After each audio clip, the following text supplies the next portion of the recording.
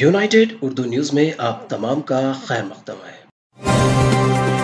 रंजन मंडल के मौज़े कंदाकुर्ती की दरियाए गोदावरी में एक शादीशुदा खातून अनीता ने अपने 2 मासूम बच्चों के साथ इक़दाम खुदकुशी करने की कोशिश की। मुकामी मच्छरों ने खातून और मासूम बच्चों की जान बचाई और मुकामी पुलिस स्टेशन के हवाले कर दिया। हिस्सा सायरा ने खातून की काउंसलिंग की। खातून ने बताया कि 10 साल कबल गांधारी मंडल से ताल्लुक रखने वाले प्रकाश से उनकी शादी हुई थी। शादी के बाद से शराब नोशी की हालत में रोजाना झगड़ा करता रहा, जिसके बाइस तंग आकर खुदकुशी करने के लिए दरियाई गोदावरी का रुख किया था। सब इंस्पेक्टर साइना ने खातून को रंजन पुलिस स्टेशन में ले जाकर हिम्मत अफजाई की और समझा बुझाकर खातून को माली इमदाद के तौर पर 5,000 रुपये नकद और 50 किलो चावल का थैला हवाले किया।